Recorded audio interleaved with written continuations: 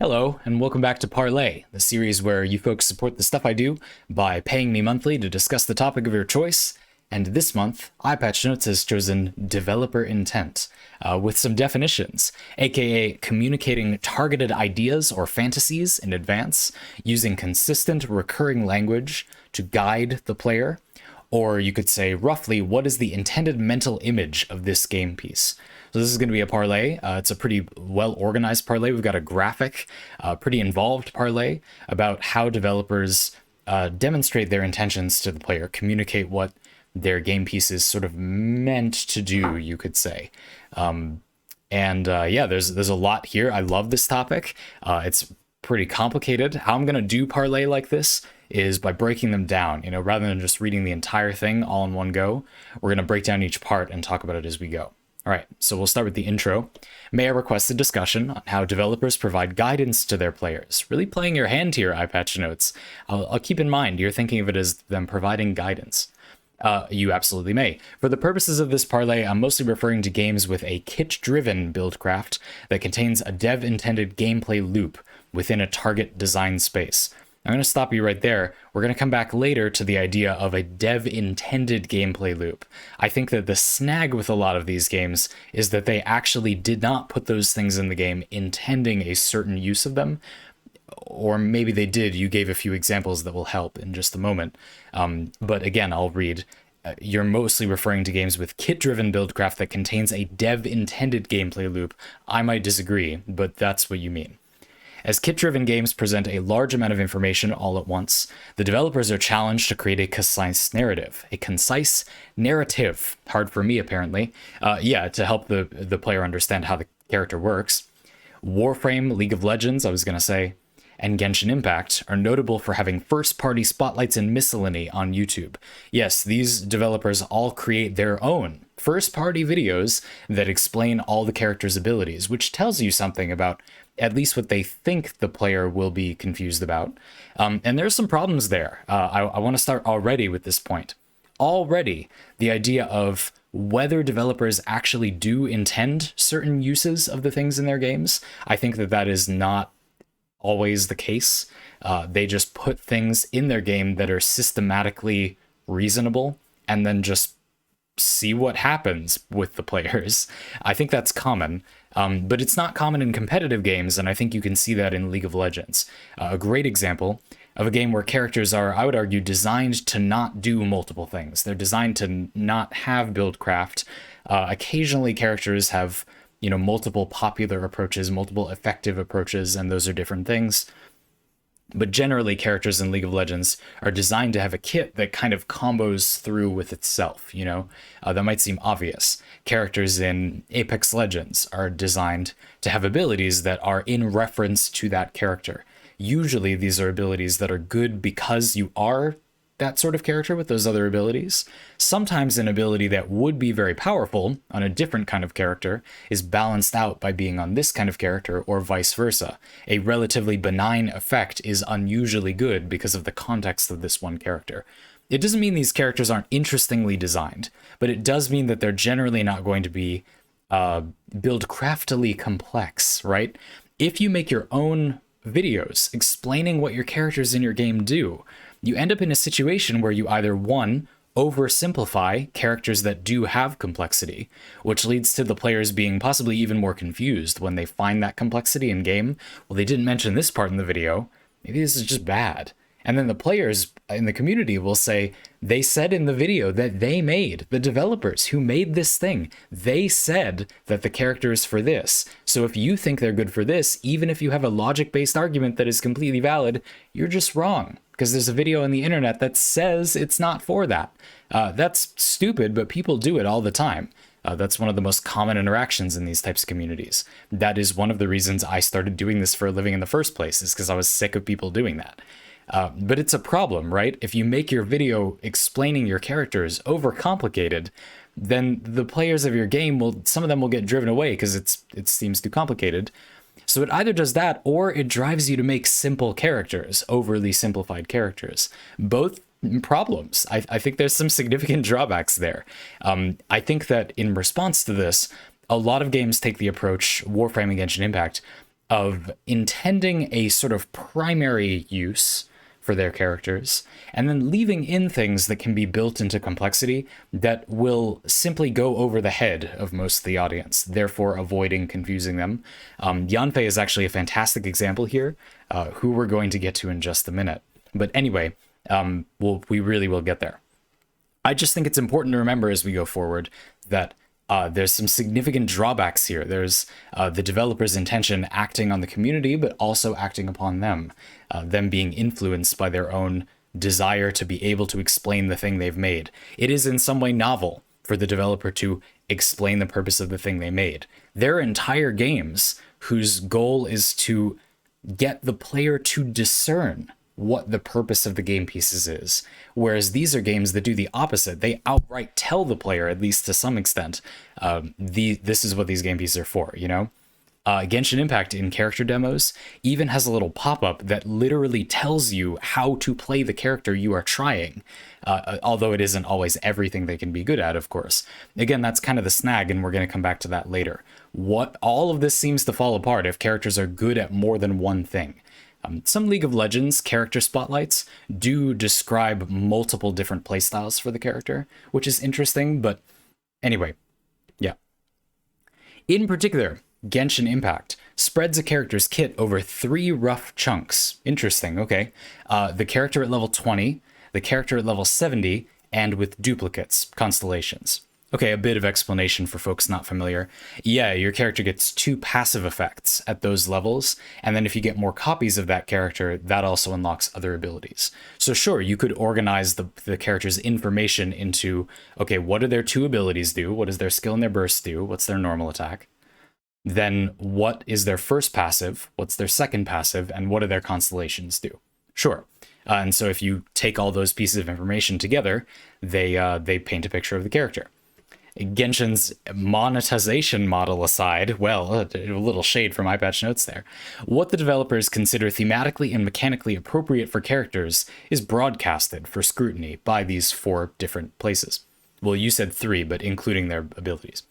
Players can review what a character can presently do, in addition to the full and final experience at the highest levels of investment, because you can see all this stuff from the beginning, and we can take a look at the modest Yanfei for examples. Yes, my child. Let's take a look. I found it quite funny, EyePatchNotes, that you blacked out Yanfei's intense skin chip. Her thighs have become blacked out. I actually didn't immediately notice, which I thought was it was pretty subtle. Yanfei with tights could be an A+. But yeah, very tasteful. You can see here in Yanfei's little, that's her butt. This is her scale. This is her charge attack, the symbol for her charge attack. And we're going to get to this menacing thing in the background in a second. You can see here that I think Yanfei is a great example, who very clearly says, I am about charge attacks. Nearly all of Yanfei's kit, EyePatchNotes continues, explicitly mentions seals, which power up her charge attacks, or charge attacks, in the mechanical text. When catalysts are incapable of physical damage by default, even pyro damage can be said to call back to charge attacks, because Yanfei's charge attacks do pyro damage. Of course, Yanfei's Constellation 4 is looming in the background, indeed it is. We're going to get back to that in a minute. But I do want to talk about this first. So you can see that just like we were talking about, you can sort of break down the different parts of a character's kit into several chunks. So, you know, what do their skill and their burst do? Well, for Yanfei, her skill and her burst do a little spike of pyro damage, but they also give her her seals, which make her charge attacks stronger. So basically, they enable her charge attacks. All right, so it sounds like a charge attack based character. Let's see what else. And then the player reads on, and her level 20 and level 70 passives both modify her charge attacks. One of them gives her more pyro damage, which makes her charge attacks stronger. And another one makes charge attacks that crit hit again. Again, pretty clearly charge attack focused character. Her burst even increases the damage of your charge attacks further. And then her other constellations also benefit charge attacks. You eventually get another seal and more boosts when you do charge attacks. A pretty charge attack centric character. But there's something awkward, and Yanfei is an incredible example here because indeed, nearly every single piece of text about what Yanfei does says the word charge attacks on it, but then there's one that just completely doesn't. And so this is a great example of what I was talking about, like why? Like why did they do that? So we'll get into it. Yanfei's C4 looming in the background menacingly. Look at it there, with that defined diamond-shaped shield, the little bubble that you're seeing on the icon back here. Try not to non-consensually attack Yanfei's image while I show this image of the diamond shield. This is an ability that gives you a big defensive shield when you use Yanfei's burst. Yanfei's burst is there to power up her charge attacks, and so the shield kind of makes sense. You can just sit there doing her damage, I guess, but it stays when you swap off, and this is the biggest shield in Genshin Impact right now. It's a huge shield. It's a very strong defensive buff. So you should, people do, use it, as part of other teams that are not really intending for the shield to benefit Yanfei. She's just going to provide it. And it also scales with HP, which nothing else about Yanfei does. So it does seem it is a bit of a departure, right? So there is this point in the design where, indeed, in Yanfei's video from the developers of Genshin Impact, they really don't mention this. They don't talk about constellations in general, but the big thing is they didn't really mention this idea that Yanfei could also be used as a shield support. And why wouldn't they do that? Well, it doesn't communicate intent as clearly. The player is then confused. What if I get this character, what do I do with them? Rather than feeling confident, the developers told me this is what you do with the character, charge attacks. But that begs the question, right? So then why does she have the shield? But there's an obvious benefit. Well, people like me will like it. I'll like it because it lets you make a build around it. You can use Yanfei as a piece in a team that might benefit from her ability to do charge attack damage while also giving a shield to the rest of the team. I do indeed have one of my favorite builds of all time is a team involving Yanfei and her shield and her weird awkward relationship to that, where she has this powerful supportive buff but is otherwise a purely selfish character. I have a team that kind of reconciles that, and I really like it. That's one of the things that gets me excited about Genshin Impact. So we're going to come back to that, where I'm trying to build a narrative for you of why I think developers do this and how I'm eventually going to say I think it's an awkward balance. But EyePatchNotes is going to continue to say that you think that it's kind of a lack of clarity, mechanically inappropriate, a failure of intent. And I disagree, but I think it's challenging because there's some obvious problems. There are some drawbacks to them doing this, right? So anyway, a party-wide shield, as EyePatchNotes continues, is mechanically appropriate for the game at large.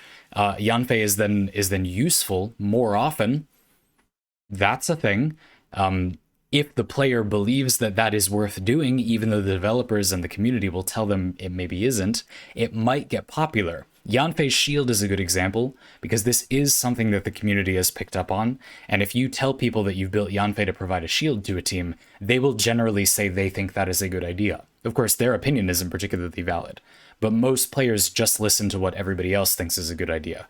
And Yanfei has been, I guess you could say, lucky, in that her weird niche utility thing she has that doesn't have anything to do with what the rest of her kit says, the community has decided that is good enough, which is irrelevant. They don't get to decide. But for a lot of players, that's the only thing that matters. And for Yanfei, they have decided that. And nevertheless, Yanfei, I love that you chose Yanfei as an example, because I have on my stream many times answered people's questions about how I'm building Yanfei, and I build her for a mix. I like almost always, I think it's pretty clear that you get the most benefit for building a little bit of HP for the shield, and then building, a little bit for her charge attack damage. Once you hit some diminishing returns, some marginal benefit, you've got a lot of attack boosts or a lot of HP boosts already, then getting even more gets worse. So pretty clearly, you can get the best of both worlds by building a little bit of both. Now, a lot of people don't think of it that way. Just like a character is a charge attack character, they think, well, this character is a crit character, so I should build all the possible crit. Mathematically, that's wrong. It's almost always wrong in games that give you these options. If it wasn't wrong, then there'd be no point in other options in the game. Why even have builds if it is correct to beeline the only thing that the build states you should use? But that's how players often think. And so, of course, most people are a bit weirded out when I say I build a little HP and then other charge attack stuff on this character. But from a general buildcraft perspective, that is nearly always the most sensible way to do it.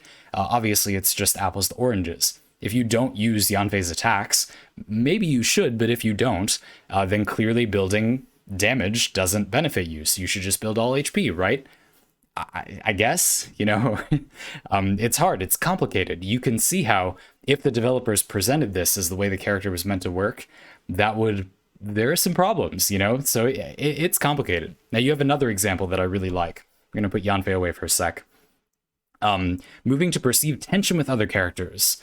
Consider that Fischl's mechanical text includes, oh, I know where this is going.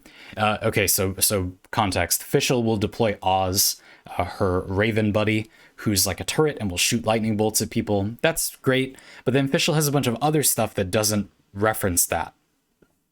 Her level 20 passive benefits her aim shots. You're supposed to shoot Oz with your aim shot, and then Oz will explode and do damage.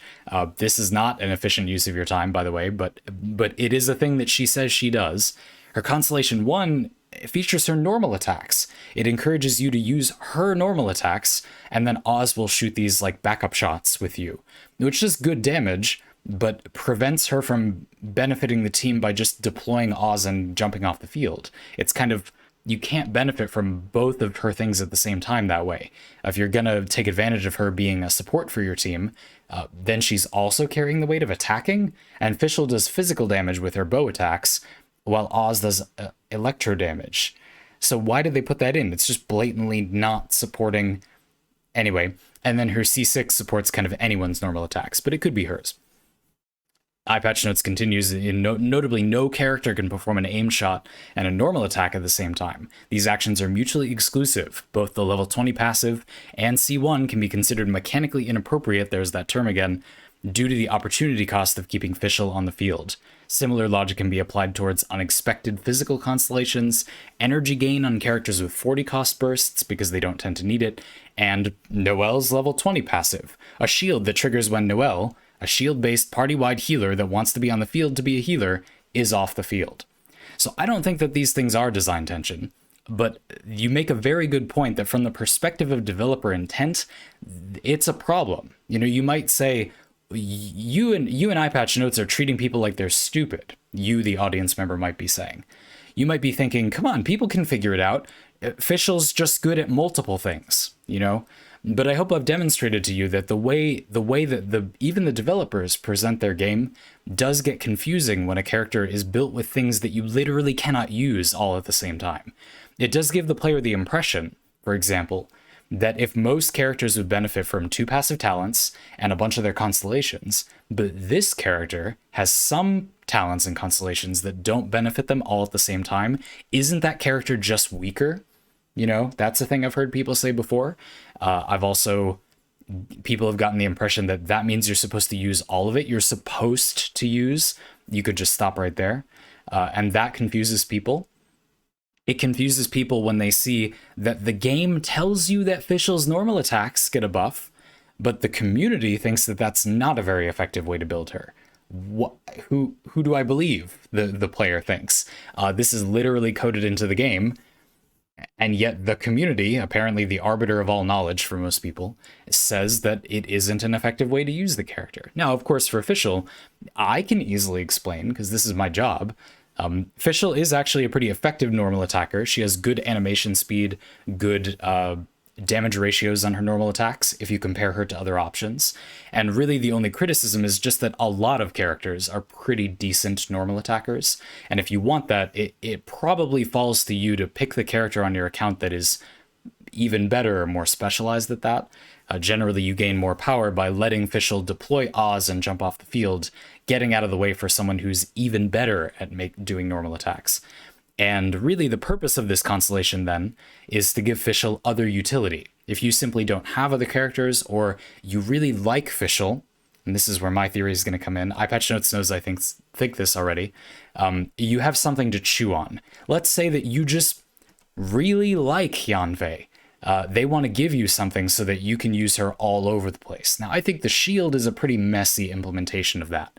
Fischl's a better example, where, yeah, like, it's not the most effective, strictly speaking. to have Fischl be your normal attacker if you have like any meaningful number of other options. But at the same time, Fischl can do it if you just want to, if you just insist on using that character you like on the field all the time, you get a bit of a carrot, you know? A lot of characters in Genshin Impact have this. This is where I believe that we need to depart from this idea of the developer's intent for individual characters and look at the developer's intent for the entire game as a whole.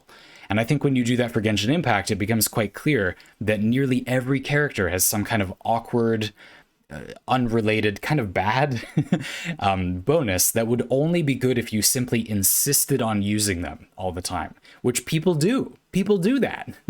And so that's why they put those things in. For Diona, why would you sit there using her charge attacks? Well, you really wouldn't. But what if you just did? Well, then the character would have a little something for you. You want to use the character all the time. You're looking at that Constellation 4 and you're thinking, I might swipe my credit card again and buy more copies of this character. I think that's, to be honest, clearly why they do it. But it has a lot of costs. I hope you have seen over the course of this parlay. There is some significant confusion introduced by putting those things in the game and then leaving players with their heads scratching. Am I really supposed to waste this benefit that the developers coded in? Is it really a good build that I'm coming up with on my own that just wastes these benefits? This leads into something quite personal for me. Now, I've talked a lot about how I like to develop a community of people who discuss builds in games I like, because I think the other communities are just kind of bad. But this is part of why. If you make your own build that isn't already popular, and your build blatantly does not use things in the game, coded into the game, that the character says they are good at, it is quite difficult to convince people who don't operate purely on logic that your build is anything other than a random pile of garbage and you have an affectation to use the character that way. Despite the fact that you have many arguments ready for why logically it makes perfect sense to use the character this way. You will hear people after you perfectly and simply explain this is why this would be good, who will then say, but like, have you done some testing or whatever? And it's like, what faults do you have with the thing I just explained? And the answer is that they don't use that type of thinking. Now, yeah, I'm very critical of this, but we can't just stamp our feet and say the world doesn't work like this. And so I think EyePatchNotes, you have a very good topic here for a community of us that struggle with this. You know, constantly there's tension on streams and in comment sections of my videos about people not understanding this thing. And I think it's interesting to see how developers tackle it. I think that in Genshin Impact, for example, this is a calculated cost. This is something that they've chosen to make the game a little bit less clear, and they know that. They know that players don't understand that, in exchange for making the players that really like that character a little bit more happy. You know, the character's effective enough anyway, so why not give them just like a little other thing? Of course, having a random constellation that doesn't benefit the character using their, most efficient build on your account or whatever, isn't a problem. They could just make their other constellations more dense, have more stuff, give their talents more power budget. There's nothing wrong with numerically having less passives that affect them. That's obviously fine. We all know that. But it might not seem that way to a lot of players. And so I do think you're right to say, when the way I'm going to say it anyway, is that when these things are clashing with what a character seems to straightforwardly do, I don't think that's a failure of intent or mechanically inappropriate. I just think that that's a significant cost the developer is paying. It's important to keep in mind that most of your community will not understand if it gets any more complicated than you do this with the character. And so EyePatchNotes, you say at the top of this parlay, you drew attention to consistent recurring language. When developers introduce redundant, distracting, or mutually exclusive terminology in one design space, that is a failure of intent in EyePatchNotes' eyes. High base shields and an armor scaling warframe, charge attack support despite normal attack incentives, the list goes on. And right, that's where I think they know this. I strongly believe in Genshin Impact, they're aware of this. They know that that's a thing that happens. It's not a failure of intent, it's just a calculated risk. They're letting players be a touch confused, knowing that those players will just go look up a build anyway. so that players that want to focus the character have something to kind of play with. But this is where we need to leave Genshin Impact, because that explanation is quite locked into Genshin Impact specifically. So I'll do that. But let me finish reading what you wrote. One of the core conflicts is a perceived loss in player agency. The player can choose not to take advantage of a developer's hook, see all HP Yanfei, like we talked about before, but a dead passive is then baked in unless the developer sees fit to change it. Yes, something I know about EyePatchNotes is that you find it quite frustrating. There's a sort of, I would almost say perfectionism. I can relate to this feeling. I think it's the same feeling, where there's a piece that you're just not using. It would be so nice. It's such a good feeling to get all the puzzle pieces to have a role and all fit just so. When I use Yanfei for her shield in that one team, I do attack with her still. So I feel like I've fit her in pretty nicely. I've found a place where you want to swap off her, but you're still using the benefits of staying on her as an attacker.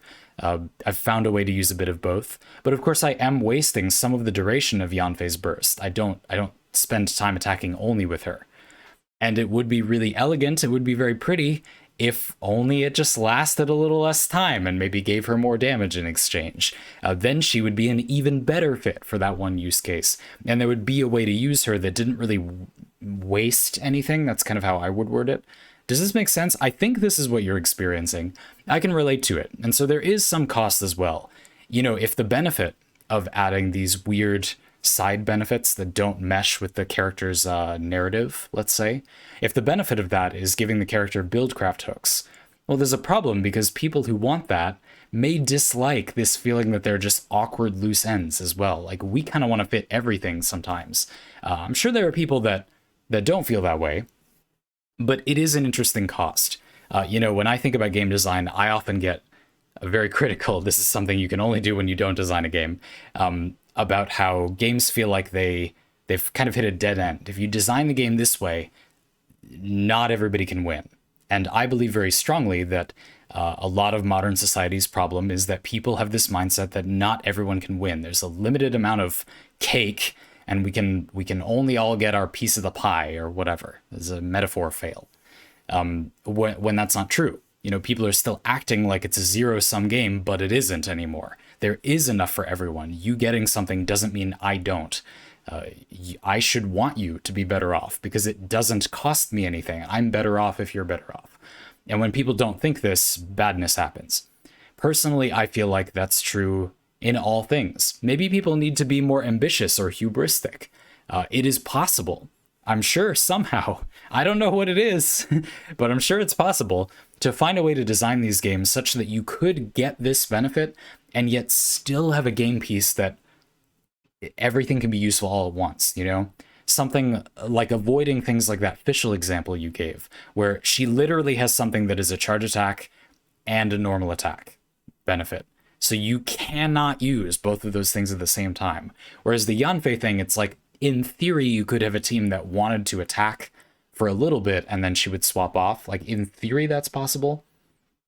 Toward the end of this parlay, I'm going to get back to that thing I talked about at the very beginning, about kind of emergent buildcraft, about developers not having an intent, basically, or specific intent. But first, I want to finish the thing you had to say. EyePatchNotes says, use stronger language than I'd prefer.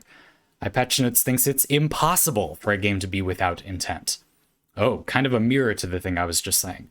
More than writing text for a blog or a novel, animation and programming come with commercial pressures. Any published asset, an aesthetic, a mechanic, etc., ultimately exists because someone somewhere had a specific goal and chased it down. For the time and money paid, EyePatchNotes could never consider said assets to be without intent. Interesting. I was going to bring up a whole section. In my notes, I have a thing about the death of the author, like authorial intent. That's a very interesting point. It is true that there's a different pressure than when you make a blog or a novel or something.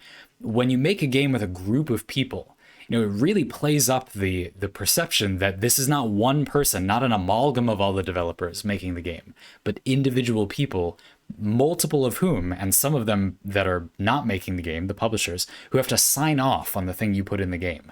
So it is impossible for something to get into the game that is just like an affectation. unless the game is made by a very small number of people. And indeed, I think the definition of an indie game, I used to hate that people use that as a genre term, but it weirdly sort of is. It's almost the most helpful genre term, because games that are made by a very small number of people tend to be the only games where it's possible for something to be put in, I think, basically without intent, like essentially just as an affectation. In a book, in a novel, a character might have a certain name or like a certain color, not for any Chekhov's gun allegorical reason. It might just be because the author felt that was evocative of the character. I mean, that is an intent, but you see what I'm trying to say? Like, it's not really trying to do anything specific. It's just painting you an individual picture of that character.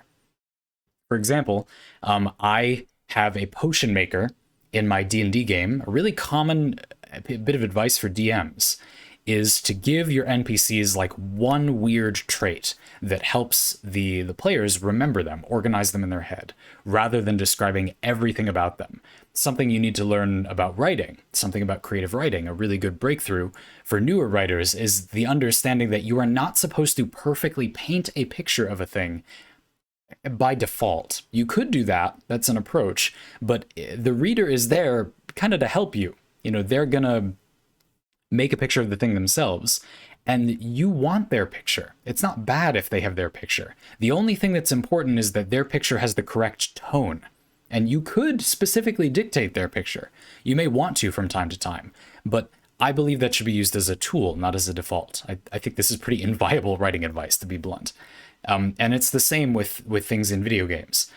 You do not need to directly point the player at something, but there are benefits to doing that. And I think the more the game is involved with investors, basically, the less and less likely it is that the developers will be able to get away with something that doesn't have like a purpose you can explain to a large variety of people. It's not going to be, again, I'm saying an affectation. It's going to be something more targeted than that, right?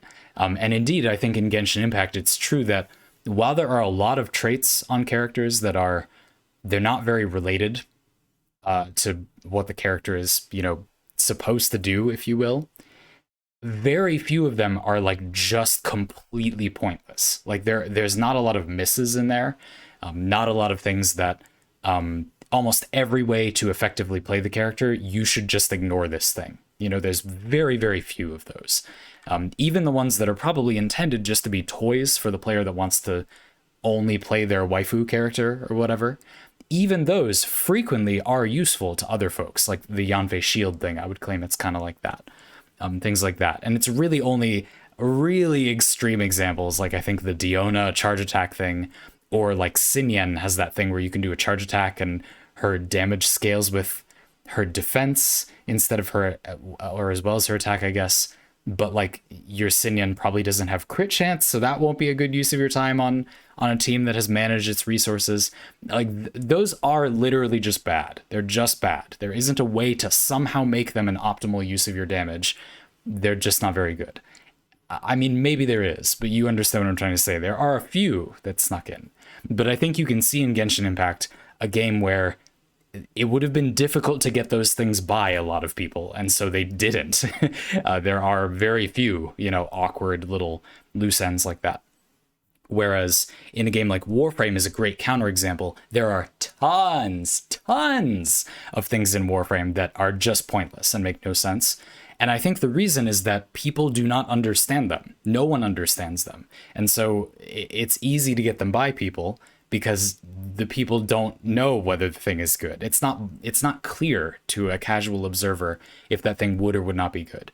If I ask you, do you think that big charge attack damage on Diona is a good idea? And you know off the top of your head all the things in Diona's kit and her damage numbers and stuff, and other charge attack focused characters like Ganyu, for example, who everybody is aware of playing Genshin Impact, you would immediately say probably not. I highly doubt Diona is secretly amazing with charge attacks, even though I can see in my head right now the numbers compared to another character who is good at that, their numbers. She probably isn't. You don't really have to go do it to know that, as long as you operate on reason and logic, which I'm sure we do. And so, again, I think Warframe is an example where what's happened is that the game is complicated enough that people can get those things by. You know, things can get put in the game that are sort of just there. They're not really intended for anything specific. This is where I finally get to discuss my emergent buildcraft thing.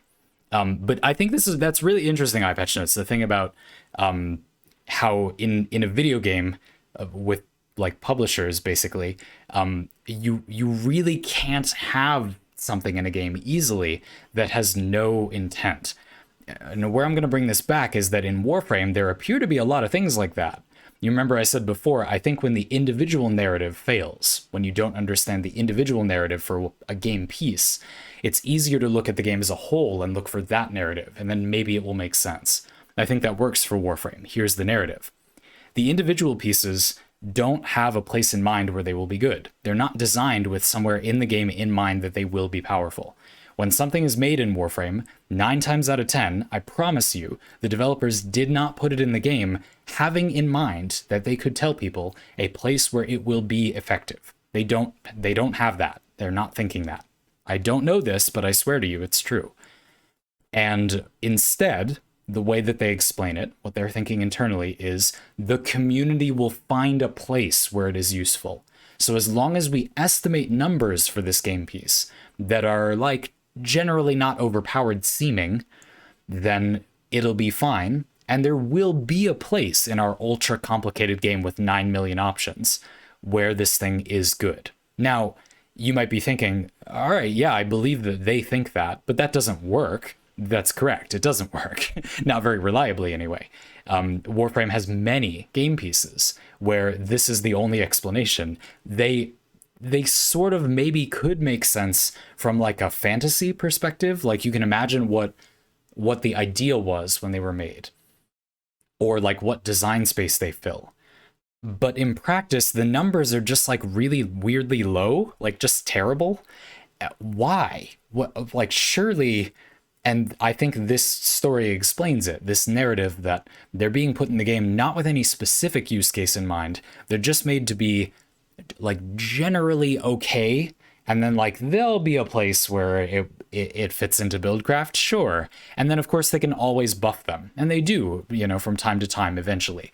Augments are added that just seem like reasonable, not broken augments, meaning they don't have to go back and nerf stuff. That's a bad look, they think internally. I mean, it is, but... And then eventually they can go and buff them. And indeed, recently they gave me indigestion by buffing a huge amount of augments.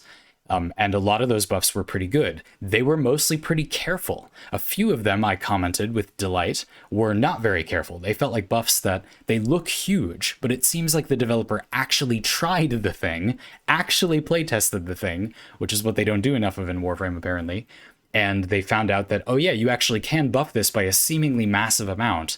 And it's really not overpowered because we didn't really choose a value when we first put it in the game. We just guessed something that would be not broken, and we undershot it by a lot, by a huge amount often.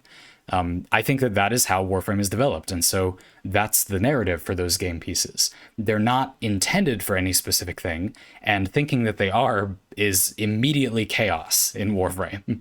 If you try to find a valid explanation for like why would this be balanced this way, it's just impossible for like most game pieces because there is no intent of that type. But there is a sort of narrative for the game as a whole. Again, I think League of Legends is another good example. League of Legends is a game that is, pretty well known, pretty documented phenomenon, right? That League of Legends often has new characters explicitly overpowered so that they sell more. And people want to play the new character, so the new character ought to be viable. Now, this isn't as nefarious as it sounds. League of Legends is also a competitive game where you would need to learn how to play a character. So if a character is new, players are not used to them, they don't know how to play them, and they are the same or weaker power level than other characters, well, then they'll always be worse because you have less time with them. Other players are not as used to them, but I would reckon that because there are kind of archetypes in League of Legends, that is like general things characters do, fire skill shots, jump on top of you, whatever. The amount that you get an advantage because people aren't used to your character versus you getting a disadvantage because you're not used to your character, I think you come out behind in that equation. So making the character a bit stronger is, in some short-sighted, misguided way, it's sort of sensible, like not a non-crazy thing to do, I believe. Does that make sense? And so again, I feel like individually, it doesn't really make sense for a lot of these pieces. But if you look at the whole, I do believe there's often a narrative where it makes a certain kind of sense. And for Genshin Impact, I kind of agree with you, EyePatchNotes, that on balance, these like awkward little side things like the Diona charge attack, the Barbara has weirdly really high charge attack damage, for example. What is it with charge attacks? Anyway, Sinyan's C6. These are constellations that are qualities of characters that I believe are misguided. I think that on balance, it's not worth the cost. And I think players who really want to play that character all the time they'll just do it. You don't need to make there be some half-baked reason why you like sort of could, but people really want that. I also think Genshin Impact's pretty inconsistent here. This is a place where my story falls apart a bit. There are some characters designed that explicitly say they're not really meant to be on the field all the time. When Albedo came out, Albedo's character demo that you could play said that he was meant to be a sort of like supportive character instead. My logic taken to an extreme would suggest that characters would never be made that would be supportive characters if they were like 5-star, the big spendy characters, if you want to say it that way. I don't think that makes it invalid. I just think that would be a bit extreme. But indeed, I think it shows how it's an awkward implementation. Maybe making your support characters stay in the spotlight somehow would be a better game design solution than adding these sort of awkward things that make the player feel like, oh, it's okay to just like this kid. Like, you could just like what you like. But people don't have the self-confidence for this. They need the game to tell them there's a reason to like that thing and keep that thing as their front and center experience. Is there a solution to this? I said before, I'm a kind of person who believes everyone can have their cake and eat it too. There is some way, if you rack your brain, there is a way that everybody can have their cake and eat it too. But I don't know what it is. You got me. I don't know how to do it in Genshin Impact, at least. For what it's worth, I think in Warframe, the strategy where you have a central narrative for a character, you put in a lot of other build hooks. The game is just complicated. There's this emergent stuff that comes out of the game. And you generally undershoot the power level of those things and then buff them later. In theory, I feel like that's a really good solution, except that they don't go back and buff the things later often enough or quick enough. If they did more of that, if they hired one person, hire me for this, Digital Extremes, hire me, Zanypants, zanypants.productions@gmail.com, you know it, come on. Hire me for this job. I am this job.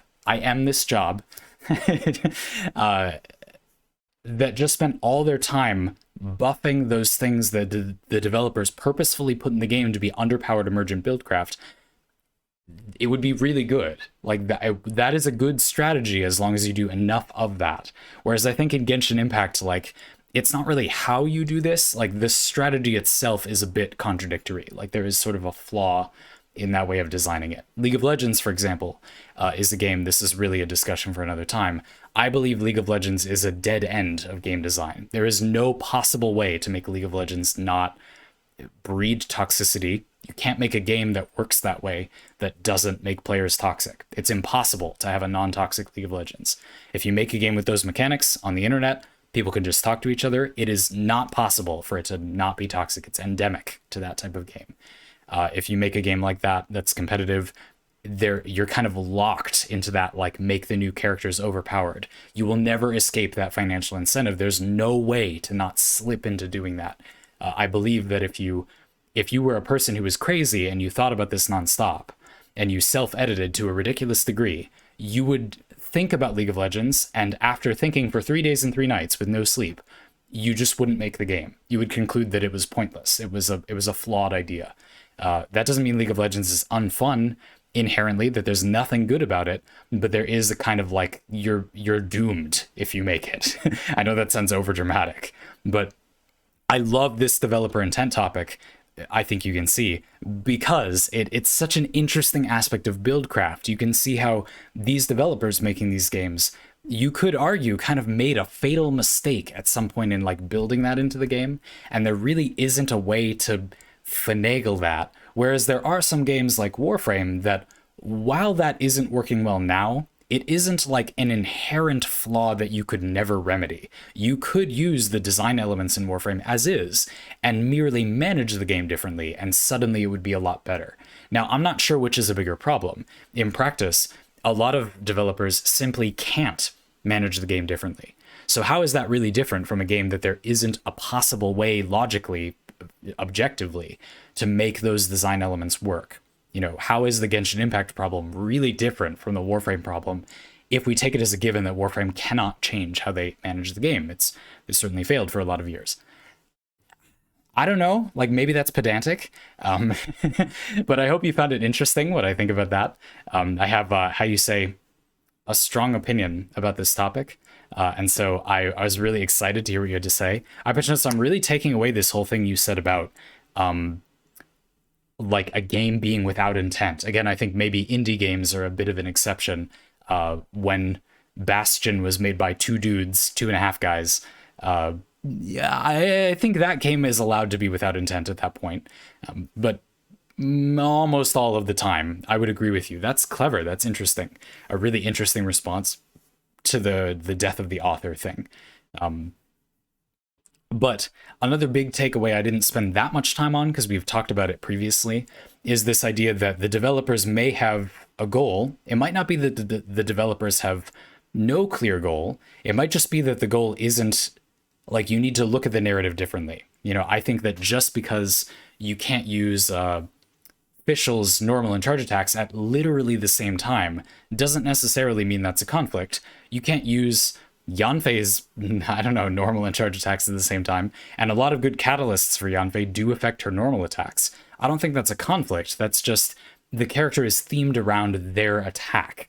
And so for Fischl, like, if you're gonna have your bow out, you're shooting arrows, shooting Oz to do big damage does kind of fit the fantasy of that cloud of playstyle. It gives Fischl a little more robustitude as that type of attacker. Yes, it does kind of divide her power budget, but as long as those individual elements are powerful, the shooting Oz thing is not a small amount of damage, and her C1 is a good damage increase. Those things are decent effects on their own, and so provided that they have an appropriate power budget, again, I think it's premature to say that they conflict. They just make the player unclear about what the character is meant to be good at doing. I think that is very true. But oftentimes, I think from a game design perspective, there's not a problem there. I think it's a matter of organizing it. It's a matter of taking those pieces and organizing them.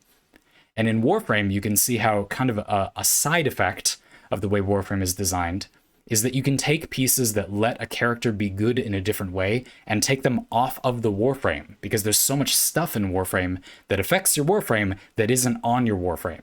So you can make a Warframe subtly good at something totally different without distracting as much from what the Warframe's like intended narrative is, because there are just more places to put those functionalities. Whether it be like a weapon that is designed to be used with them, that's a bit more explicit, or just different ability modifiers that you could use if you acquired them that would allow the Warframe to play in a different way or work in a different way, or a Helminth ability that when added to the Warframe causes them to sort of transform into something different. I don't think that they do that deliberately in Warframe, but you could design Warframe in a way where you put a frame in the game and said, people are going to want to put dispensary on this. What if I make the frame kind of change into something else a bit? All the abilities recontextualize if you do that. And then you could do it that way. Genshin Impact doesn't have any design space for that type of thing, I would argue. Maybe weapons, sort of weapons. Prototype Amber lets any character be a healer, sort of, if they're a catalyst user, which is what we were talking about with Yanfei this whole time. That's what I do with Yanfei. So you can see that kind of helps. You want this character to be a healer or a supportive character, you can do that, sort of. And that's them using the design space to make the character able to do that in a more robust way. I guess. That's hard. This is a big topic. I think I should stop here. Thanks for asking.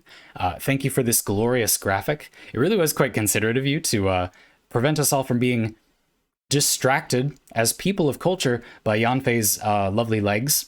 that would have been deeply troublesome, and I thought it was considerate of you to allow me to not be distracted by that. I'm sure Yanfei thanks you too. She looks pretty happy about it. And we will forever live in the shadow of her C4.